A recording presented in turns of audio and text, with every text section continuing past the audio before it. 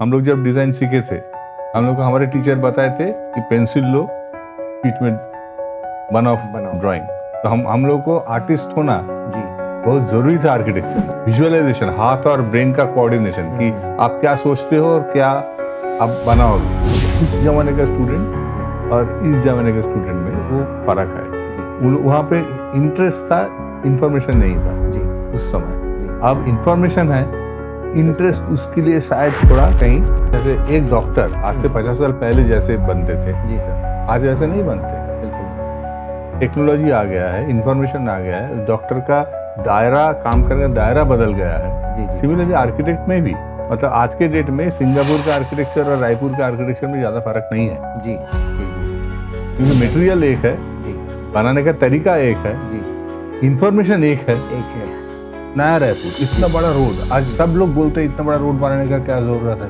लोग फ्रस्ट्रेट हो रहा है वहाँ पे, मतलब इतने बड़े लोग कोई नहीं रहता है, भूत टाइप का शहर पड़ा है, लोग गाली भी देते हैं। लेकिन मेरा पर्सनल मत यह है कि आज नहीं तो कल जी वही 50 साल बाद वो रोड काम आए। इसके बावजूद भी कई बार लगता है कि वो रोड अभी भी छोटी बनी है और चौड़ी होनी चाहिए थी। चाणक्य का जो अर्थशास्त्र है, जी उसमें एक बात उन्होंने कहा है जी कि अगर एक शहर बैठाना है जी तो पहले जो मिट्टी खोदने वाला है उन लोगों को भेजो, ईंटा बनाने वाला है उन लोगों को भेजो, जी क्योंकि वो मिट्टी खोदेगा, वहीं से ईंटा बनाएगा, उसी ईंटा से शहर बनेगा। बहुत बढ़िया। तो बनाने वाले को तो पहले फ्री में रहने दो वहां पे। इसलिए ये- नया रायपुर का फेलियर का कारण यही है, बन तो गया ठीक है। लेकिन बुलाएंगे किसको। हर एक प्लॉट, हर एक घर बुक्ड है, रहता कोई नहीं है। Hello everyone, I am doctor Hamid Khan, team director पाथाइस एकेडमी। आज हमारे साथ स्पेशल गेस्ट हैं डॉक्टर अबीर बंदोपाध्याय सर, और सर का बहुत बहुत स्वागत। एनआईटी आप सभी जानते हैं, नेशनल इंस्टीट्यूट ऑफ टेक्नोलॉजी, और रायपुर खासकर फेमस रहा है because of the qualitative education and because of the different stream and subjects which are dealt by NIT Raipur. तो sir belongs to architecture department. Sir ने पीएचडी भी complete किया है and काफ़ी सीनियर हैं। 89 से आपने ज्वाइन किया है, और आगे की बातचीत के लिए हम सर से ही सुनते हैं। जी नमस्कार सर। मैं समझना चाहूँगा कि आप जब 89 में यहाँ आए थे रायपुर, तब जीसी रहा होगा और अब एनआईटी, तो ये आपकी जर्नी कैसी रही वहाँ से? यानी लगता है कल की बात है, जी सर। इतने जल्दी बीत गया, इतने 40 साल। Yes sir. क्योंकि हम जब आए थे तब रायपुर का नाम ही कोई लोग कम सुने जी, जी। थे। तो एक घटना घटी या एक सिचुएशन ऐसे बना कि मैं दिल्ली में था, जी school of planning and architecture में मैं मास्टर्स कर रहा था। जी वहीं से कुछ संयोग बना तो मैं सीधा रायपुर आया, and this is my second job. Okay. एक जॉब मैं कलकत्ता में किया था 6 महीने का, यस सर। और 89 दिसंबर में मैं ज्वाइन किया, तब से यहीं पे हूँ। जी मेरा पीएससी लेकिन बाद में हुआ था, तब मैं ज्वाइन किया था as a contract, okay and PSC हुआ था 93 में। ओके उसके बाद से मैं परमानेंट हूँ यहाँ पे। उस समय रायपुर बहुत अलग था, जी। शहर का चेहरा ही अलग अलग था। था जी। आर्किटेक्चर और आर्किटेक्ट में लोग फर्क नहीं जानते थे। जी जी तो और उस समय 2 आर्किटेक्ट का नाम मैं आके सुना था, एक जी। है आर्किटेक्ट मिन्हास और दूसरा है आर्किटेक्ट घाटे। घाटे। तो बहुत प्रसिद्ध आर्किटेक्ट थे उस समय के मध्य प्रदेश में। जी जी और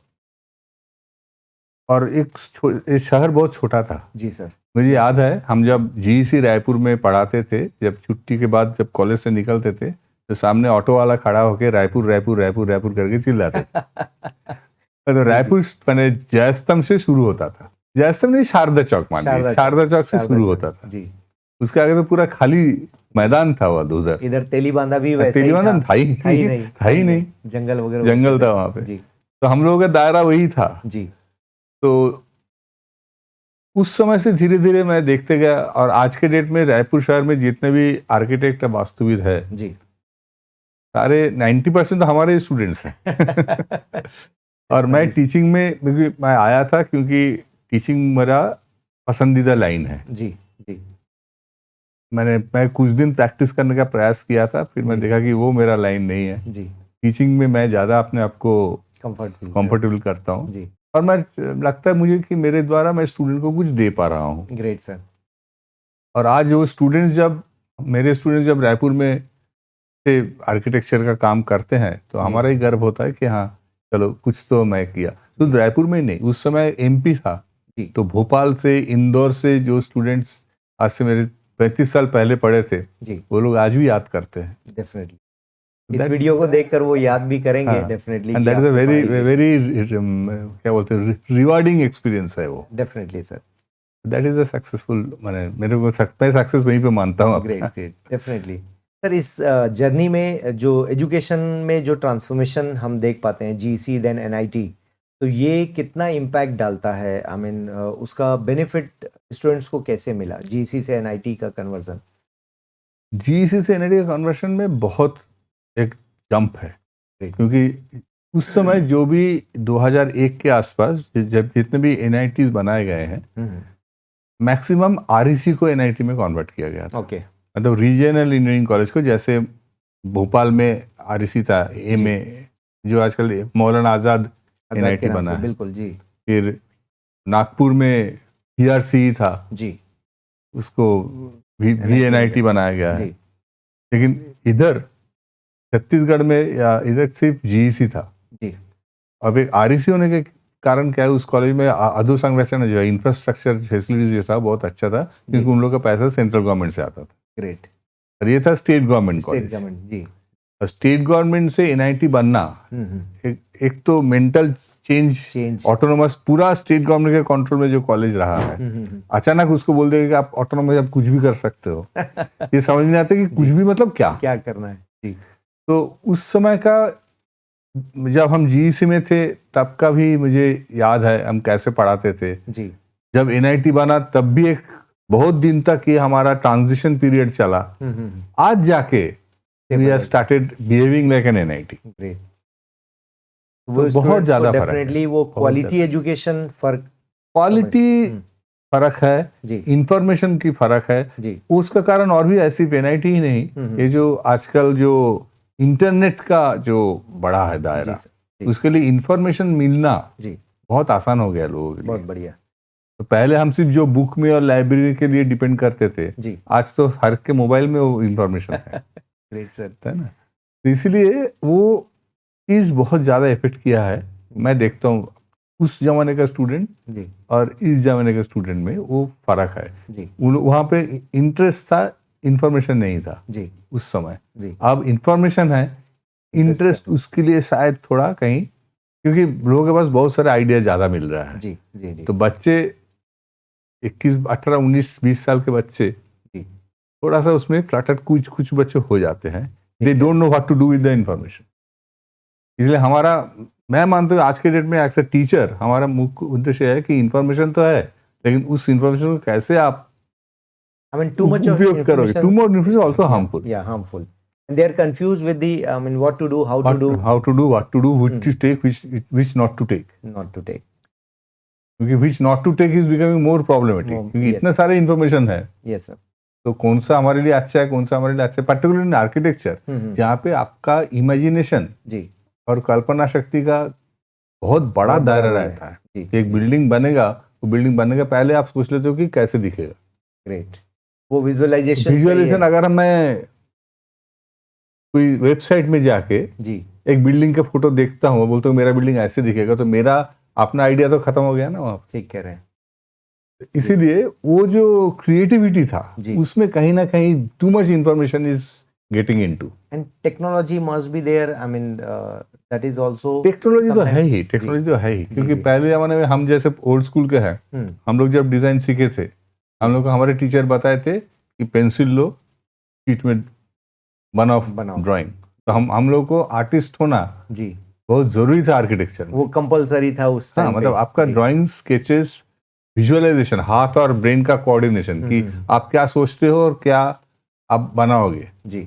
आजकल क्या है, ऑटोकैड आ गया है, बिल्कुल लड़के सीधा लैपटॉप में बैठ के स्विच दबाना शुरू करते हैं। इसलिए वो जो सोच है जी, वो सोच कहीं ना कहीं खत्म हो जाता जा रहा है। और ये शायद युग का डिमांड भी ऐसा है कि हमारे कॉलेज में नहीं, पूरा दुनिया भर में ऐसे ही हो रहा है। जी सर। क्या इसका इम्पैक्ट जो आउटपुट है, लाइक जो आर्किटेक्ट तैयार हो रहा है या बिल्डिंग्स तैयार हो रही हैं, उस पर भी दिखता होगा। जरूर दिखता है, क्योंकि देखिए वो पूरा इवोल्यूशन के प्रोसेस में है। जी सर। जैसे मैं बहुत आसान उदाहरण दे सकता हूँ, जैसे एक डॉक्टर आज से 50 साल पहले जैसे बनते थे, जी सर। आज ऐसे नहीं बनते। बिल्कुल नहीं। टेक्नोलॉजी आ गया है, इंफॉर्मेशन आ गया है, डॉक्टर का दायरा, काम करने का दायरा बदल गया है। जी जी। सिमिलरली आर्किटेक्ट में भी, यस सर। जैसे आप बता रहे थे कि आजकल टेक्नोलॉजी आ गया है, Yes, sir. इंफॉर्मेशन है, नया नया बिल्डिंग मटेरियल आ रहा है जो 50 साल पहले नहीं था, नहीं था। Yes sir. उसका यूटिलाइजेशन इन लोगों का आ रहा है और कर रहा है। और ग्रेजुअली स्लोली हम लोग क्या कर रहे हैं, एक यूनिवर्सलिज्म में जा रहे हैं। ग्रेट। मतलब आज के डेट में सिंगापुर का आर्किटेक्चर और रायपुर का आर्किटेक्चर में ज़्यादा फर्क नहीं है, जी जी जी जी क्योंकि मटेरियल एक है, जी बनाने का तरीका एक है, जी। इंफॉर्मेशन एक है। एक है। That is very important. That is very important. क्योंकि ग्लोबलाइज्ड वर्ल्ड में मुझे लगता है कि ये सारे लोग एक दूसरे को जानते हैं। जैसे एक एग्जांपल हम नया रायपुर की बात करें तो आई थिंक जब नया रायपुर का डिज़ाइन हो रहा था तो डिफरेंट कंट्रीज से इंक्लूडिंग मॉरिशस, सिंगापुर, सभी जगह से बुलाए गए थे लोगों को, कंपनीज को बुलाया गया यहाँ से भी लोग गए थे, देख के आए थे देख वहाँ के। पे, है ना? At the time of mister Ajit Jogi. हाँ। सो उन्होंने ऐसा किया था एक ग्लोबल थिंकिंग के हिसाब से। सर अभी जो एजुकेशन है एट प्रेजेंट एनआईटी में, और आप लंबे समय से काफ़ी एक्सपीरियंस लेकर आप क्लासरूम में, अब जो नई जनरेशन है उसकी डिमांड स्टिल क्या फुलफिल कर पाते हैं? क्योंकि वो एक अलग माइंडसेट लेकर बैठा है, टैब लेकर बैठा है, मे बी लैपटॉप लेकर बैठा है, वो क्या आज भी वो लेक्चर उसी मोड में सुनने तैयार है या वो कुछ चेंज की डिमांड करता है? नहीं, डिमांड ऐसा कुछ नहीं करता। उसका कारण यह है कि शायद हम लोग भी, जब मैं थोड़ी देर पहले आपको बताया कि क्या इन्फॉर्मेशन देना है जी। कितने इन्फॉर्मेशन नहीं देना और कैसे बोलना है कि ये इन्फॉर्मेशन तुम्हारे लिए जरूरी नहीं है, हम वो काम कर रहे हैं। इसीलिए बच्चे की डिमांड ऐसा कुछ नहीं है, क्योंकि वो लोग वो सीख रहे हैं कि कौन सा हमको चाहिए, कौन सा हमको नहीं चाहिए। जी। अगर एक सॉफ्टवेयर का यूज करना है तो हमको कितना हद तक क्या करना है उसमें, बिल्कुल ठीक है ना? तो वो भी हम बता रहे हैं कि ऐसे करो, ऐसा नहीं करो। और आजकल के एजुकेशन पॉलिसी ऐसा हो गया है कि आप रटा नहीं सकते। बिल्कुल सर। आप उसकी जरूरत भी नहीं है। रास्ता दिखा दो कि यह है जाने का रास्ता, बच्चे खुद चला जाएगा। And they are becoming more, क्या बोलना चाहिए, self confident, self driven. Yes sir. Self driven rather than being spoon fed. तो इसलिए मेरे को लगता है कि ये क्या है। अभी जो हमारे सेंट्रल गवर्नमेंट का जो नया एजुकेशन पॉलिसी आया है, एनईपी, यस सर, उसके कारण और भी ये दायरा खुलने वाला है जी। क्योंकि अब आर्किटेक्चर, सिविल, मेडिकल, इसमें कोई फर्क नहीं रहेगा जी। इसीलिए हमारे लिए थोड़ा चैलेंजिंग है, क्योंकि हम ऑलरेडी एक सेट पैटर्न में है जी। लेकिन बच्चों के लिए बहुत अच्छा होगा। आज से 20 साल बाद जी, अगर ये ठीक ठाक चला तो मेरे ख्याल से एक अलग नजरिए से लोग एजुकेशन को देखेंगे और तब एजुकेशन को सीधा सीधा कोरिलेट करके जॉब या नौकरी या पैसा कमाने से जुड़ा नहीं जाएगा। बहुत बढ़िया सर। तो उसका इम्पैक्ट बहुत पॉजिटिव मुझे लगता है। हाँ, मुझे भी लगता है बहुत पॉजिटिव होगा, क्योंकि ये जो मैंने बीच में ऐसा हुआ था ना कि बच्चे पैदा होने के पहले माँ बाप सोचने लगते हैं कि आईआईटी, कौन सा आईआईटी में भेजना है इसको। ये बहुत खतरनाक ट्रेंड है। ठीक कह रहे हैं जी। वो कितना प्रेशर है इस बच्चे का, आप देखो। मैं तो आजकल कहीं जाके बोलता भी हूँ कि छोटा मोटा जो कॉम्पिटिशन हो रहा है उसमें फर्स्ट सेकंड प्राइज मत रखो जी। ये बच्चे क्लास 1 से दौड़ रहा है प्राइज के लिए, फर्स्ट होने के लिए, 99% नंबर लाने के लिए। एक जगह तो बनाओ जहाँ पे कोई कंपटीशन नहीं है, सब मिलके एंजॉय करो। Great great. वो बात अभी रिसेंटली सीबीएसई ने भी डिसाइड किया है कि हम रैंक अनाउंस नहीं करेंगे। अभी कल परसों ही मैंने पढ़ा है, तो I think that is good, very good idea. क्योंकि वो जो प्रेशर रहता है और सिर्फ बच्चों के ऊपर कितना प्रेशर रहता है, एक तो पेरेंट्स का, फिर पीयर प्रेशर है जी सर, फिर पूरा सोसाइटी का प्रेशर है। आई थिंक इसकी जरूरत भी नहीं होनी चाहिए। लाइक फर्स्ट सेकंड थर्ड आया तो उससे क्या बहुत ज्यादा, क्या बुझ जाएगा। मैंने आज से 10 साल पहले जी, मान लीजिए जेईई में जो लड़का फर्स्ट आया था जी, उसको आज कोई याद भी नहीं रहता लगता है। और जरूरी शायद आईआईटी से इंजीनियर बन चुका है वो जी, बिल्कुल ठीक है ना, कहीं पे जॉब कर भी रहा होगा। Who cares. यस। और यही चीज स्कूल में हम कर दें, यदि सभी को फ्लैट कर दें, एक हॉरिजेंटल लाइन में सबको इक्वली खड़ा कर दिया जाए, तो there is a no difference, because difference उसका आने वाले करियर में वो खुद डिसाइड करेगा। खुद डिसाइड करेगा। तो आई थिंक ये एक आपने बहुत बढ़िया बात कही कि एजुकेशन सिस्टम में कंपटीशन वैसा नहीं रख के उसको ख़त्म करके उनके कैरेक्टर पर, उनकी एबिलिटी पर काम किया जाए, उनके ह्यूमननेस पर काम किया ह्यूमननेस जाए। पर काम किया जाए, That is और very ये जो important. इंफॉर्मेशन हमारे पास अवेलेबल है जी, उसको नॉलेज में कन्वर्ट करने का ही काम है एजुकेशन।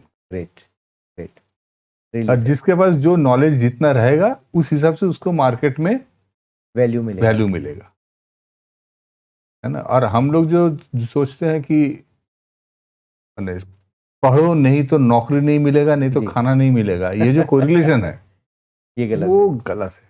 ठीक कह रहे हैं। मैंने ऐसे भी लोग बैठे होंगे उच्च पद में जिसके पास नॉलेज जीरो है ठीक कह रहे हैं, आज के डेट बट में। They are sitting at They the are top. sitting there. Somehow, by any Somehow, fluke, yes. they have gone to that point Yes, and they are sitting there. उसमें समाज का क्या भला हो रहा है? ठीक बात है। तो मुझे लगता है ये रिफॉर्म अब धीरे धीरे पेरेंट्स भी समझने लगे हैं, उस पेरेंट्स को और समझना बहुत जरूरी है। जरूरी है। अदरवाइज कोटा का हाल हमने देखा है अरे जहाँ बाप रे, पर हाँ। बच्चे सुसाइड कर रहे Suicide हैं, कर रहा है। फ्रस्ट्रेट हो रहे हैं, बच्चों में लाइक डिप्रेशन में आ गए हैं। हमने काफ़ी सारे बच्चों की काउंसलिंग की है, एक सेपरेट काउंसलिंग सेशन भी हम लोग चलाते हैं यहाँ पर, वेदर दे आर इंटरेस्टेड और not in IAS examination, but if they are coming for their career counselling. तो काफ़ी सारे बच्चों से इंट्रैक्शन हुआ, specially doctor Yogita Hooda deals with that section. तो हमने देखा कि बच्चों का वजन बढ़ गया है जस्ट बिकॉज ऑफ डिप्रेशन में है वो, डिप्रेशन और बाद में होता है anxiety. Anxiety, and they are taking medicine and all. उनको नींद नहीं आ रही, क्यों? हमारा मेडिकल में नहीं हुआ सर। कितने साल दे दिए, 3 years 4 years नहीं हुआ वो एक चीज है, और अगर नहीं हुआ तो क्या होगा, ये डर और भी खतरनाक है। Big question. और मैं 11th में पढ़ रहा हूँ जी सर, मेरे को अभी से प्रेशर दिया जा रहा है 12 पास जैसे भी करो, लेकिन तुमको मेडिकल में भर्ती होना है या इंजीनियरिंग में भर्ती होना है। जी, तो कितना बड़ा प्रेशर है। बहुत बड़ा। पृथ्वी में किसी भी देश में किसी भी बच्चे को इतना प्रेशर नहीं है जितना यहाँ पे है। तो मुझे लगता है न्यू एजुकेशन पॉलिसी बहुत अच्छा सॉल्व करेगा।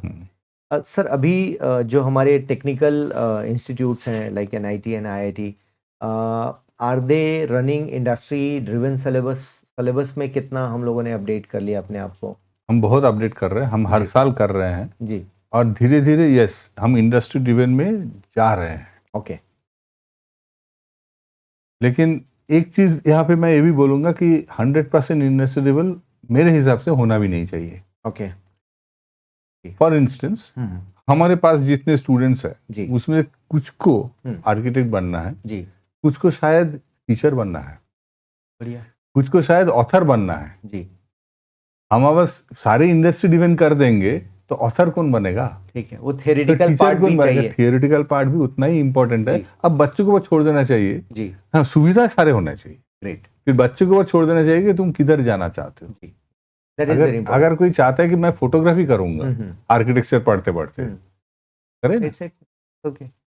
इसलिए तो नया एजुकेशन पॉलिसी बहुत अच्छा है कि कोई भी आपका रेस्ट्रिक्शन नहीं है, आप कहीं से भी किसी भी फील्ड में आप जा सकते हो। आगे एग्जिट एंट्री कहीं भी कर सकते हो। बहुत अच्छा होगा ये अगर ठीक से सुचारू रूप से चलाया जाए तो। जी जी। इसके अलावा सर अब जो प्लेसमेंट्स हो रहे हैं, एनआईटी का प्लेसमेंट अच्छा ही रहा है, बट क्या रायपुर अब वो एक इमर्जिंग मार्केट हो गया है जहाँ पर प्लेसमेंट फटाफट हो रहे हों? इज इट मेरे ख्याल से उतना नहीं हुआ है। अभी भी जो प्लेसमेंट्स हो रहा है पर्टिकुलरली इन इंजीनियरिंग ब्रांचेस, वहाँ पे बाहर से भी कंपनियां आ रहे हैं और लेके जा रहे हैं। रायपुर में शायद उतना कंपनी है भी नहीं, उन लोग का ब्रांच हो सकता है, बट कोर कंपनी जो रायपुर में बैठ के यहाँ पे इंजीनियर को एब्जॉर्ब कर ले, ऐसा शायद कम है। अभी जो यहाँ पर कंस्ट्रक्शंस वाले ग्रुप्स हैं, क्या उसमें इनटेक है हमारे कॉलेजेस का? बहुत कम, बहुत कम, ना के बराबर है। ना के बराबर।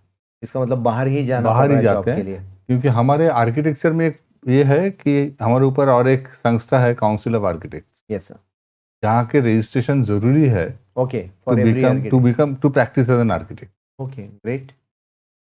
उस रजिस्ट्रेशन के लिए लोग बोलते हैं कि आपको कम से कम 2 साल का एक्सपीरियंस चाहिए।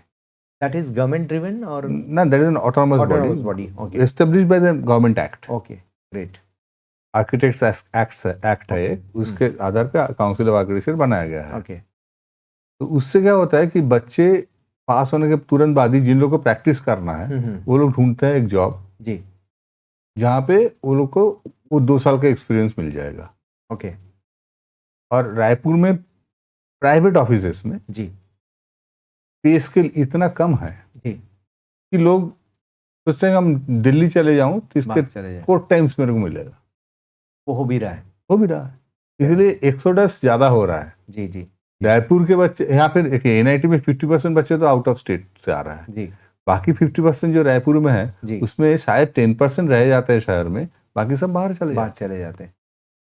हैं। ये दे एक लुक फॉर बेटर इनिशियल से opportunities। नेचुरली बेटर अपॉर्चुनिटी, मतलब ज्यादा तनख्वाह। मैं सीधा सीधा कोरिलेट ना कर ना, रहा हूँ। बिल्कुल है भी, और बच्चे ढूंढ भी रहे हैं। बच्चे ढूंढ भी रहा है मैंने देखा अभी बैंगलोर मूव कर रहे हैं, हैदराबाद, पुणे, कहीं एवरीबॉडी भी। Is looking outside. जो लोग मुंबई, दिल्ली, जी इवन उधर चंडीगढ़, साउथ इंडिया में भी, बैंगलोर, अब जैसे बताया बैंगलोर, हैदराबाद, सब जगह जा रहे हैं। जी जी क्योंकि अब क्या है, एनआईटी में बाकी 50% बच्चे बाहर से भी आ रहे हैं। जी। They also build up friendship with them. Yes, बोलता है yes। चल हमारे यहाँ चल, बहुत वहाँ जॉब फायदा मिलेगा, अपॉर्चुनिटीज।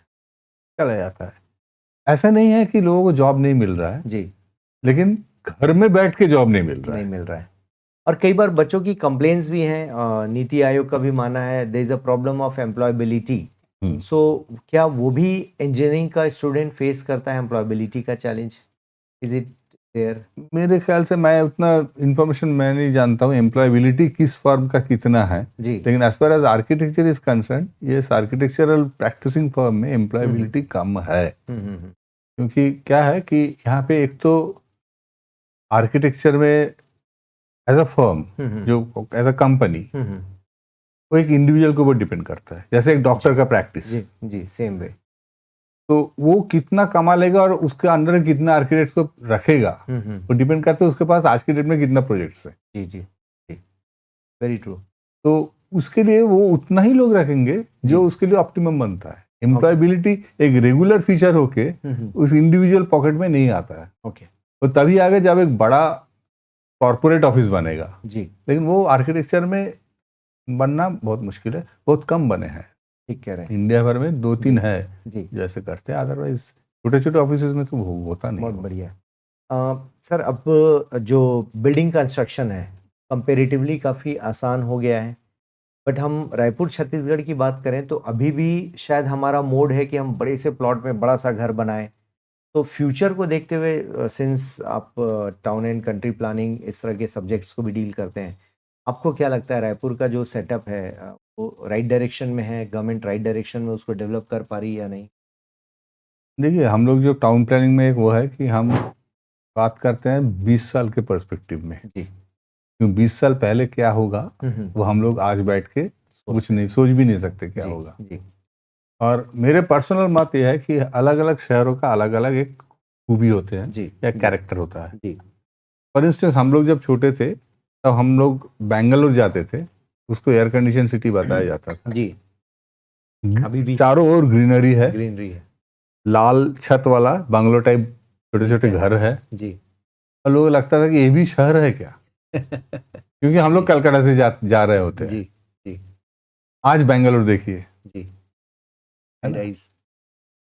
वैसे ही रायपुर जो शहर था, मेरे को याद है पहले रायपुर का जो मास्टर प्लान बना था उसमें लिखा गया था कि इसमें शायद 200 समथिंग वाटर बॉडी है, शहर के अंदर तालाब है। और उस मास्टर प्लान में प्रपोजल में दिया गया था कि इस तालाब में से 50% को बुझा के उसके ऊपर कमर्शियल कॉम्प्लेक्स बनाओ। Okay as a town planner उस समय हम लोग बहुत अपोज किए थे इस चीज को, ऐसे Great. करना नहीं चाहिए। जी जी क्योंकि शहर में क्या होगा, पानी खत्म हो जाएगा। जी तालाब बंद करोगे तो पानी खत्म होगा, अंडरग्राउंड सॉइल वाटर भी खत्म हो जाएगा। एक दिन ऐसा रिचार्जेबिलिटी बंद हो जाएगा, ऐसा आएगा कि ये भी बेंगलुरु हो जाएगा। बेंगलुरु अभी रिसेंटली वाटरलेस सिटी डिक्लेयर किया गया है। जी जी जी जी रायपुर का भी यह हाल होगा, तब हम बताए थे। ठीक कह रहे हैं। कितना सुना गया कितना नहीं सुना गया आई डोंट नो, जी लेकिन अभी भी देखिए धीरे धीरे multi storeyed building, high rise building आना शुरू हो गया है रायपुर में। हो गए हैं। जहाँ के भी ट्रैफिक जैम दिखता है तुरंत एक फ्लाईओवर आ जाता है। जी आ रहा है। लेकिन फ्लाईओवर ट्रैफिक जैम का सॉल्यूशन नहीं है। आजकल फ्लाईओवर के ऊपर भी ट्रैफिक जैम हो रहा है। हो रहा है सर। पब्लिक ट्रांसपोर्ट जीरो है। जी रायपुर ऐसा शहर, कैपिटल सिटी है जहाँ पे एक भी पब्लिक ट्रांसपोर्ट सिस्टम नहीं है। नहीं ठीक कह रहे हैं। सबके पास 2-2 गाड़ियां हैं, स्कूटर और कार सबके पास है आज के डेट में। एवरीबॉडी। यस सब लेके घर में निकलते हैं, जी मतलब रोड पे आ जाते रोड पे आ जाते हैं, सारे गाड़ियां रोड पे हैं। जी एक पब्लिक बस जहाँ पे 36 लोग को ले जा सकते थे, जी। हम 36 कार जा रहे हैं उसकी जगह पे। रोड जाम हो रही है। रोड जाम हो रही है, कैपेसिटी उतना नहीं है। जी मल्टी स्टोरी बिल्डिंग आ रहा है, पानी का खपत, बिजली का खपत सब जी। बढ़ रहा है। जी तो धीरे धीरे हम ऐसे एक पॉइंट में पहुंचेंगे ही जी। when the threshold level will be reached. Yes sir. इसका क्या, जैसे आपने एक लाइन कही कि flyover banana is not the solution, तो कैसे वो प्लानिंग होनी चाहिए? आई मीन शहर कैसा वही दिखना 20 चाहिए? साल का पहले से सोच के जी और उस हिसाब से प्लान करके और उस हिसाब से प्रोग्रेस भी, डेवलपमेंट भी उस हिसाब से करना पड़ेगा। जी ठीक है, मैं आपको एक उदाहरण देता हूँ। जी सर। मैं कलकत्ता का हूँ। कलकत्ता में मेरा घर जहाँ पे है, जी वो घर बना था 1936 में। Great. तो पुराने घर मेरे वे बैक।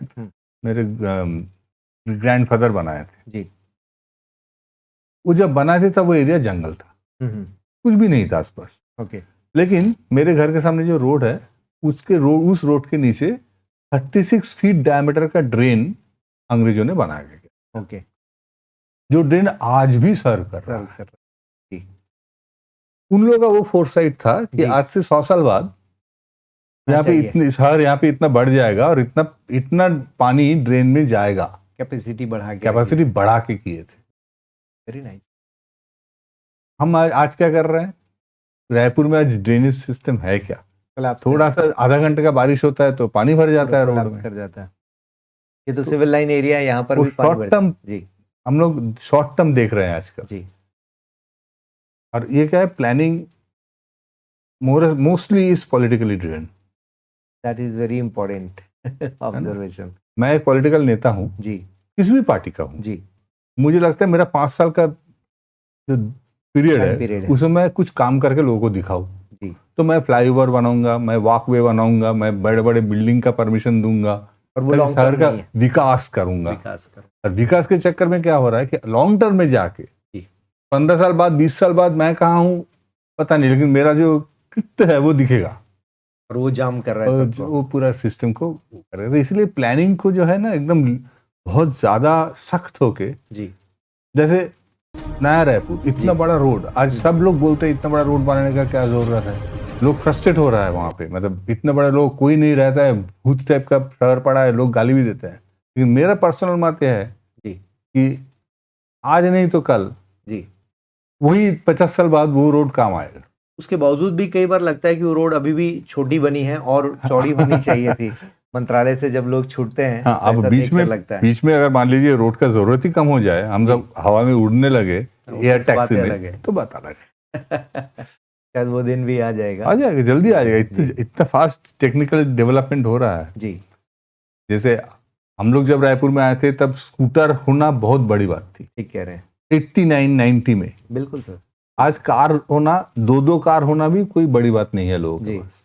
नॉर्मल चीज हो गई। नॉर्मल चीज हो गई। लोगों का अफोर्डेबिलिटी बढ़ रहा है, ठीक कह रहे हैं। इकोनॉमिक कंडीशन भी बढ़ रहा है, जी लोगों का डिमांड बढ़ रहा है। आज ही मैं सुबह एक टीवी में देख रहा था, एक बूढ़े व्यक्ति बोल रहे थे, जी हरियाणा के होंगे, जी कि बोल रहे थे देखो उस जमाने में एक 100 रुपया का साइकिल मिलता था, जी वो भी खरीदने का हमारे पास पैसा नहीं होता था। आज एक 10 साल का बच्चा भी 10,000 का मोबाइल जेब में रख के घूमता है। बहुत बढ़िया। अफोर्डेबिलिटी लोगों का बढ़ा है, बढ़ गई। जी सर। और अफोर्डेबिलिटी बढ़ने से कारण क्या हो रहा है कि लोग इनोवेशंस को बहुत जल्दी अडॉप्ट कर रहे हैं। जी जी जी और ये चेंज आएगा ही, आएगा बहुत जी, जल्दी आएगा। जी।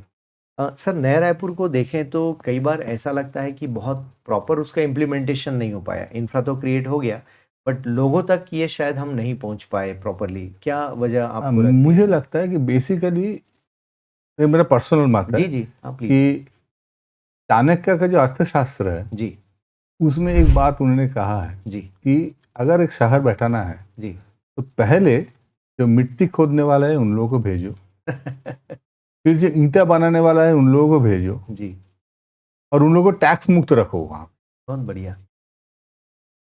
क्योंकि वो मिट्टी खोदेगा, वहीं से ईंटा बनाएगा, उसी ईंटा से शहर बनेगा। बहुत बढ़िया जी। तो बनाने वाले को तो पहले फ्री में रहने दो वहां पे, तो वो लोग जब बस जाएंगे तो उन लोगों का डिमांड क्या होगा कि मार्केट चाहिए, मार्केट वाला चला आएगा। मार्केट आएगा तो इकोनॉमी शुरू हो जाएगा, इकोनॉमी आएगा तो बड़े बड़े दुकानें भी बनेंगे। तो ये प्रोसेस हमने ये जो अधोसंरचना है ना, वो पहले होना चाहिए जी। लोग अपने स्वतः होके वहां पे जाएं। आप घर बना के बोलेंगे आके रहो, कोई नहीं रहेगा जी। अगर लोगों को फील करोगे कि आपको घर बनाना है और रहना है तो लोग जरूर करेंगे उसको। इसलिए नया रायपुर का फेलियर का कारण यही है जी कि बन तो गया, ठीक है, लेकिन बुलाएंगे किसको? हर एक प्लॉट, हर एक घर बुक्ड है, खाली तो कुछ रहता कोई नहीं है। ठीक है, मेरा एक प्लॉट है जी। मेरा एक घर है जी, मैं रहता रायपुर में हूँ, जी जी जी, लेकिन बुक करके रखा हो कि किसी दिन दाम बढ़ेगा तो मैं बेचूंगा। हाँ, शायद इकोनॉमिकल इन्वेस्टमेंट हो गया है वो। जी जी जी, एक बहुत बड़ा बैंक का लॉकर बन गया है वो जी, लोग पैसा रख दिए वहां, रख दिए और जाम भी पड़ा हुआ है, बहुत कोई मोमेंटम भी नहीं है। मोमेंटम भी नहीं है क्योंकि लोग नहीं है जी अब धीरे धीरे जो कैपिटल बना है, जी, कुछ एडमिनिस्ट्रेटिव गवर्नमेंट ऑफिसेज, एडमिनिस्ट्रेटिव लोग, पॉलिटिकल नेता वहां पे जाके रहने लगे हैं जी। अब धीरे धीरे मैं मोमेंटम 2-3 दिन पहले गया था तो देखा मैं धीरे धीरे दुकान बाजार भी बैठने लगे हैं। जी, अब मोमेंटम गेन करेगा धीरे धीरे, लेकिन वो बहुत धीरे इसीलिए हो गया पहले से ही जी, इन लोगों को, जिसके ऊपर पूरा समाज आधारित है ना, जी, जो गरीब तबके का लोग है, जी जी, उन लोगों को पहले बिठाना चाहिए था। और वो बिल्कुल नहीं है, उनके लिए एक जगह भी नहीं छोड़ा है। जगह नहीं छोड़ा है, वही तो प्रॉब्लम है। जी जी एक मल्टी स्टोरी बिल्डिंग में जी, अगर ड्राइवर नहीं है तो गाड़ी कौन चलाएगा? ठीक है, अगर बाई नहीं है तो घर का काम कौन करेगा? आज के डेट में इंडिया के सिस्टम में आज भी हम रोबोट के ऊपर डिपेंड नहीं कर सकते, बिल्कुल नहीं, पॉसिबल ही नहीं। पोछा आज भी हम हाथ से हाँ। लगाते हैं। तो इसीलिए जी। वो एक सच्चाई है। जी, ठीक कह रहे हैं। अफोर्डेबिलिटी बड़ा है, लोगों के पास पैसा आ गया है, लेकिन डिपेंडेंसी बड़ा है on those who doesn't have that affordability condition. अब उसका क्या सोल्यूशन हो सकता है? जैसे government they are talking about like कि बीच का जो गैप है वो फिल करें, तो इज इट पॉसिबल कि ऐसा कुछ होगा? आपकी एडवाइस क्या है इसमें? मेरा एडवाइस ये है कि कुछ एरिया ईयरमार्क करके खुला छोड़ देना चाहिए। अच्छा, आप आओ जैसे ही हो बिठाओ, आपके आने वाले 10 साल कोई टैक्स नहीं देना है। ओके, थोड़ा सा बोनस, थोड़ा सा एक जिसको माने आम चलती भाषा में बोलते हैं ना, थोड़ा सा इम्पेटस देना कि जी जी, आप आओ बैठो, आप बैठोगे तो कोई टैक्स नहीं देना है। ठीक तो है, एक पान वाला, चाय वाला, ये डेवलप होंगे वहाँ पर। वो बैठ अगर मैं वहाँ पे रहने जाता हूँ, जी। कल सुबह अगर मेरे को एक ब्रेड खरीदने की जरूरत पड़े तो आई डोंट नो कि कहाँ पे जाना है ब्रेड खरीदने। ब्रेड वाला तो बैठना चाहिए ना मेरे घर के ठीक पास। बात है। वो अधोसंरचना जब तक नहीं होगी जी, तब तक सिटी खड़ा नहीं हो सकता, बिल्डिंग खड़ा हो सकता है, बिल्कुल ठीक। सिटी नहीं बन सकती। सिटी सर, रायपुर अब चैलेंज फेस करने लगा है। आपके सब्जेक्ट के अकॉर्डिंग हम समझें चीज़ों को, तो अब अर्बन प्लानिंग या स्मार्ट सिटी की हम बात तो हमने काफ़ी कर ली, लेकिन स्टिल वो मैकेनिज्म नज़र नहीं आता कि रायपुर में कोई सॉल्यूशन निकल रहा है। लाइक ट्रैफिक बढ़ रही है, मार्केट बेतरतीब नज़र आते हैं। क्या आपको लगता है, मतलब गवर्नमेंट पॉसिबल है गवर्नमेंट के लिए सॉल्यूशन निकाल पाना? देखिए, अर्बन प्लानिंग में सबसे बड़ा प्रॉब्लम क्या है कि प्लान बनाते हैं एक संस्था, उसको लागू करता है दूसरा संस्था, उसको कंट्रोल करता है तीसरा। तीन अलग अलग बॉडीज हो गया। अब जो टाउन प्लानिंग कर रहे हैं उन लोगों का उस चीज को लागू करने का कोई अधिकार नहीं है। जी, लागू करता है म्यूनिसिपैलिटी। ओके, म्यूनिसिपैलिटी के पास जाओगे तो वो बोलेंगे मेरे पास पैसा नहीं है। पैसा कौन सैंक्शन करेगा? मिनिस्ट्री ऑफ फाइनेंस जो भी है। हाँ, बिल्कुल। वो बोलेंगे नहीं, उनका वेस्टेड इंटरेस्ट रह सकता है कि इसको ज्यादा डेवलप करो, उसको ना करो, यहाँ पे पैसा दो, वहां पे ना दो। तो एक कुल मिला के एक डेवलपमेंट तो होता नहीं है जी। तो सबसे अच्छा ये होगा कि जो ऑर्गेनाइजेशन प्लान बना रहा है जी, उसके ऊपर ये रिस्पॉन्सिबिलिटी दिया जाए कि आप इसको लागू इम्प्लीमेंटेशन दिखाओ और इसका रिजल्ट बताओ। उसका आंसरेबिलिटी भी होना चाहिए। जी जी, तभी वो डेवलप भी होगा, और गलत होने पर हम लोगों को चेक भी कर सकेंगे। आप इसको बना रहे हो ना, प्लान ऐसा है, आपको लगता है ये ठीक होगा, लागू करो जी, और हर साल रिपोर्ट दो कि कैसे आपका डेवलपमेंट हो रहा है, और 10 साल बाद तक हम चेक करेंगे कि आप जो प्लान किए तो सही में कितना इफेक्टिव हुआ है। तब जाके एक मैकेनिज्म बनेगा। और ये आंसरेबिलिटी है, विदेशों में है, यूरोप में है। बहुत बढ़िया। यूरोप में एक कॉर्पोरेशन का वार्ड का जो इलेक्टेड मेंबर होता है, he is personally responsible for उस वार्ड में डेवलपमेंट कैसे हो रहा है। कोई भी व्यक्ति उस वार्ड का उसके घर में जाके घंटी दबा के पूछ सकता है कि मेरे घर के सामने कचरा साफ क्यों नहीं हो रहा। बहुत बढ़िया। हमारे यहाँ जिनको पार्षद या काउंसिलर कहते हैं, पार्षद काउंसिल, जी, वो 1-to-1 जो टच है That वो is very हमारे important. इंडियन पॉलिटी में वो सूट मैंने कहीं ना कहीं उसको अलग हो गया है। जी, जी। है भी नहीं सर, उनको है भी पता नहीं। भी नहीं बहुत सारी चीजें। पता भी नहीं, जी, जी, और आम पब्लिक को भी पता नहीं कि उनका क्या अधिकार है, क्या हक है। जी। हमारे अपने राइट्स नहीं पता है, इसलिए शायद हम काम भी नहीं ले पाते। काम भी नहीं ले पाते। जैसे एक रायपुर में एक सॉलिड वेस्ट मैनेजमेंट का फेलियर मुझे अक्सर दिखाई देता है। कलेक्शन तो हो रहा है, उसके बावजूद भी लाइक सिविल लाइंस की बात करूं मैं तो सारे ब्यूरोक्रेट्स हैं यहाँ, जजेस हैं, आईएएस आईपीएस सभी रहते हैं। अक्सर मैंने देखा है कि उनके घर के सामने काफ़ी कूड़े का ढेर लगा है and nobody is caring. Nobody is caring. In fact those officers are not taking care of कि हमारे घर के सामने सफाई हो तो जाए, वही तो होता है। तो वो भी नहीं मैं है अपने घर का कचरा जी, प्लास्टिक में डाल के हाँ, रोड के उस तरफ फेंक फेंक देता हूँ। देता हूँ। उसके और बाद जो- क्या होता है, that is not my concern. मैं Yes. सोचता हूँ कि शहर करेगा, शहर मतलब मैं हूँ, मैं ही हूँ। ये बोध, जी, जी, ये ठीक है। हमारे पास नहीं है। ये शायद जी। स्कूल लेवल से ही शुरू करना पड़ेगा जी। सिखाना। एक सिविक सेंस का सिविक सेंस, है, सिविक सेंस problem बहुत है, इंपॉर्टेंट है, बहुत है। आएगा वो। भारत में एक बहुत बड़ा गैप है, कहना चाहिए इस मामले पर। सर एक और बड़ा मैटर, जैसे दिल्ली में आज पोल्यूशन का लेवल हम देखते हैं बहुत ज़्यादा है। रायपुर में भी पोल्यूशन कम तो है, लेकिन वो इतना कम नहीं है कि बहुत हम कहें कि हेल्दी लाइफ है यहाँ पे। रायपुर शायद, कल ही मैं एक लिस्ट देख रहा था, शायद 11वां शहर है इंडिया का पॉल्यूटेड। एग्जैक्टली, जी, तो कम नहीं है वो। तो क्या कंसर्न्स हैं? और मतलब public transport, yes sir, immediately public transport करना चाहिए। हम्म, इलेक्ट्रिक ऑपरेटेड ट्रांसपोर्ट करना चाहिए, जो फिलहाल पॉल्यूशन कम करेगा। अब जी। बैटरी से क्या होगा एनवायरमेंट से, फ्यूचर का वो अभी तक मैं कमेंट नहीं करना चाहता हूँ, क्योंकि देखिए कुछ ना कुछ तो इम्पैक्ट होगा ही। होगा। अब उस इम्पैक्ट को कितना डिले कर सकते हो, वही आज का कंसर्न है। जी, जो 5 साल में होने वाला है उसको आप 10 साल तक खींच दोगे, जी, तो एटलीस्ट 5 साल तक आप जिंदा रहें। जी, ये हमारा अभी बन गया है। ठीक कह रहे हैं। तो इसलिए वो जो चीज है ना, उसको हम तुरंत लागू करना चाहिए रायपुर शहर में। तो मेन रिस्पॉन्सिबल फैक्टर फैक्ट्रीज हैं या पब्लिक जो देखिए, व्हीकल्स हैं? बहुत सारे हैं, फैक्ट्रीज है जो अनियमित उस समय के नियम में बन गया था। जी, जी, जो फैक्ट्री मान लीजिए सिलतारा या हीरापुर में बना था, हम्म, उससे शहर से बहुत दूर था दूर उस था। समय। जी। आज शहर के बीचों बीच आ गए वो। बिल्कुल अगर ठीक है। शहर उसको घेर लिया है, जी, जी, अब उस फैक्ट्री को करे तो करे क्या। जी, प्रैक्टिकली ये जो बेल्ट है भिलाई स्टील प्लांट के कारण, जी, ये छोटे छोटे बहुत सारे स्टील प्लांट है और राइस मिल है, वो डेवलप हो गए समय के हिसाब हो से। गया है। जी, राइस मिल का भी धुआं छोड़ते हैं, स्टील जी। प्लांट तो है ही।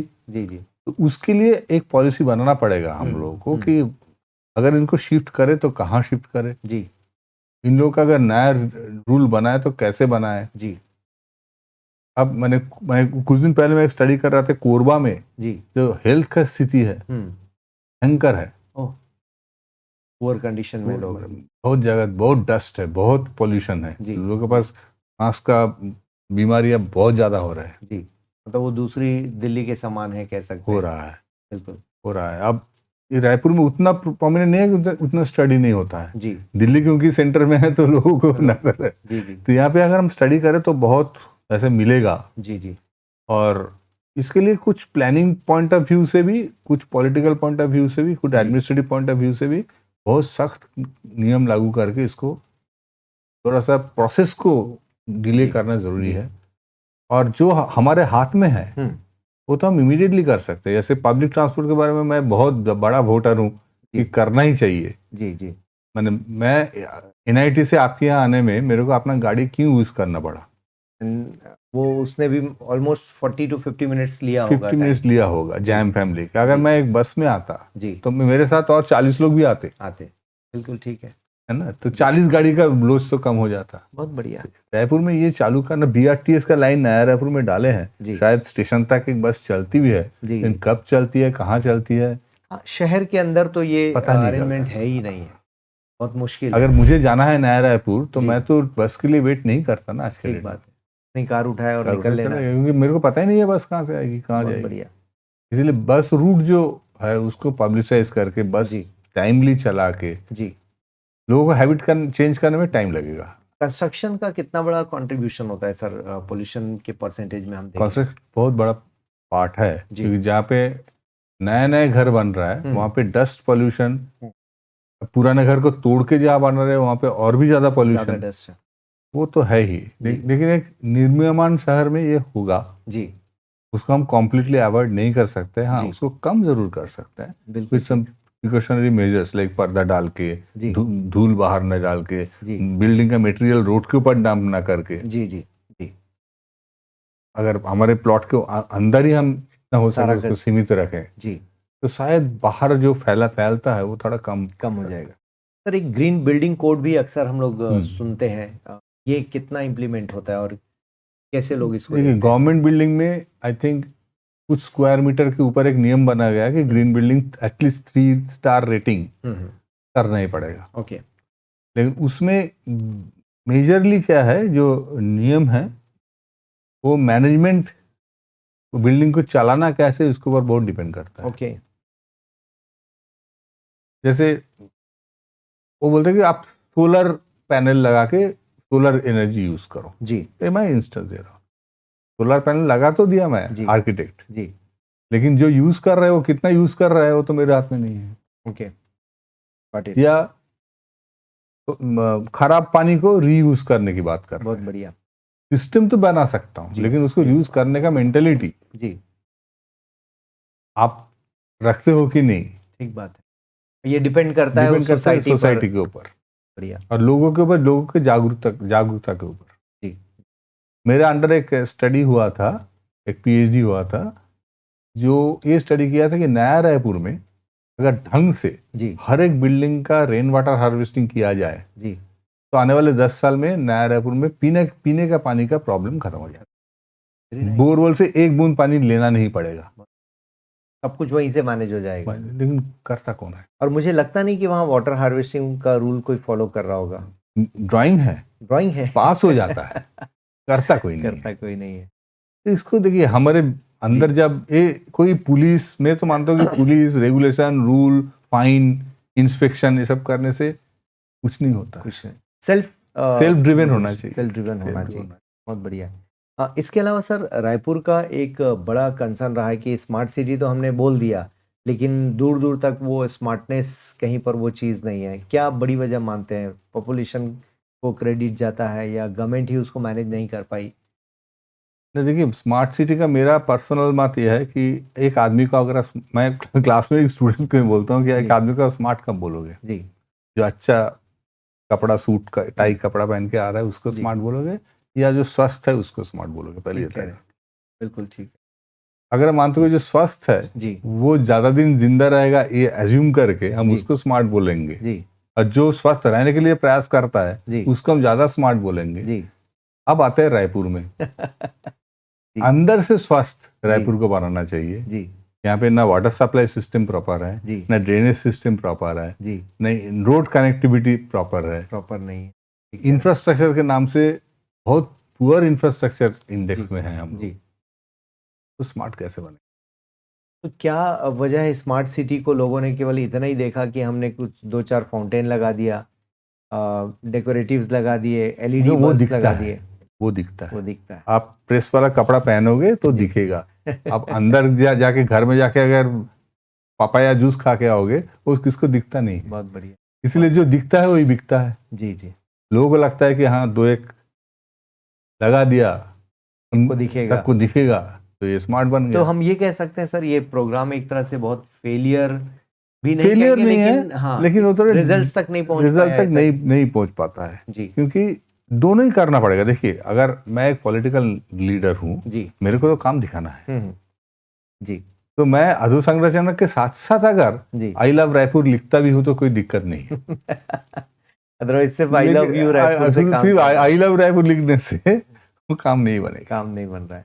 सर अभी जो नए स्टूडेंट्स आ रहे हैं वो कितने इनोवेटिव हैं चीज़ों को लेकर, कितने नए एक्सपेरिमेंट्स वो कर पा रहे हैं? बहुत urban बहुत planning में? इनोवेटिव है, बहुत जी। इनोवेटिव। पर्टिकुलरली आप आजकल जो वो क्या बोलते हैं उसको, इनोवेशन के आधारित जो इवन गवर्नमेंट से भी जो वो दिया जा रहा है, जी फैसिलिटीज दिया जा रहा है, जी। Innovation cell, thinker cells, college, हर कॉलेज में, हर education, tinkering lab and tinkering lab हो रहा है।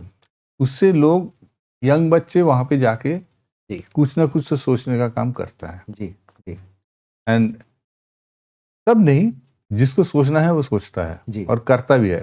जी मैं आर्किटेक्चर का बोल सकता हूँ कि हमारे स्टूडेंट में से भी बहुत बच्चे ऐसा है जी जो कुछ ना कुछ प्रयास, कितना सक्सेस होता है कितना फेलियर होता है दैट इज नॉट इम्पोर्टेंट, जी लेकिन कम से कम प्रयास तो कर रहे हैं कुछ नया बहुत करने बढ़िया। का।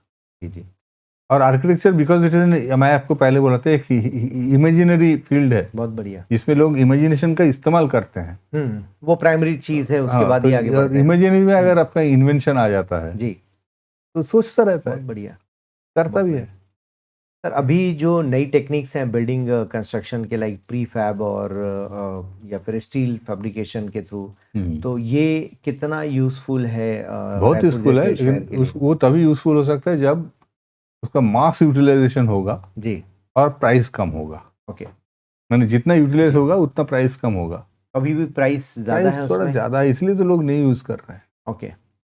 अदरवाइज वो किसी शहर के लिए अच्छा है, इकोनॉमिकल है, हम कह इकोनॉमिकल है, सकते हैं। और वो शहर टू शहर वो डिपेंड करेगा कि आपके यहाँ जो लोकल मटेरियल अवेलेबल है हम्म उससे अगर आप कुछ आप बिल्डिंग एक जी कॉन्स्टिट्यूएंट पार्ट बनाते हो जी तो उसके लिए ट्रांसपोर्ट खर्चा बच जाता है, बिल्कुल ठीक। कार्बन फुटप्रिंट कम हो जाता है, उसको आप यूज कर सकते हो बिल्डिंग में। जी तो ऐसे लोकल उसमें अगर हम रिसाइकल करेंगे और जो रिसाइकेबल हो जी वही ग्रीन है ना, बहुत बढ़िया। तो उसको अगर हम ऐसे यूज कर सके, अगर हम हर हर जगह हम स्टील और कंक्रीट यूज करेंगे जी वो तो अल्टीमेटली कहाँ जाएगा, कहाँ ठीक है, वो चैलेंज बना ही रहा है, चैलेंज एनवायरनमेंट बना के ही रहा है। अगेंस्ट रहा। सर अभी जो प्लानिंग हो रही है, क्या पॉपुलेशन के रेशियो में हम प्लान नहीं करते? मान लो एक बिल्डिंग कंस्ट्रक्शन वाले ने परमिशन लिया कि हमें 10 स्टोरी बिल्डिंग बनाना है, तो अकॉर्डिंगली वहाँ इंफ्रा तो होता नहीं है, ड्रेनेज सिस्टम बनाया गया है 100 लोगों के हिसाब से, और हम खड़े कर रहे हैं 10,000 लोगों के लिए बिल्डिंग। ना, वो तो गलत है, वो जी गलत है। एक्चुअली प्लानिंग उसको नहीं कहते हैं। अगर जी अच्छे आर्किटेक्ट हैं, अच्छे बिल्डर है, हम्म वो लोग तो जितना इंफ्रास्ट्रक्चर चाहिए जी उतना पहले बनाएंगे और उसके हिसाब से लोगों को रखेंगे वहाँ। लोगों को रखेंगे। नहीं, जो पब्लिकली जो बना हुआ है, लाइक गवर्नमेंट के अंडर वाटर अंडरग्राउंड और वो ये तो सारा इनएफिशिएंट है ही, वही तो मैं बोल रहा हूँ, अधोसंरचना जो इंफ्रास्ट्रक्चर जी फैसिलिटी है जी वो कम है, इसीलिए तो रायपुर स्मार्ट नहीं बन पा नहीं रहा है। बन पा रहा है।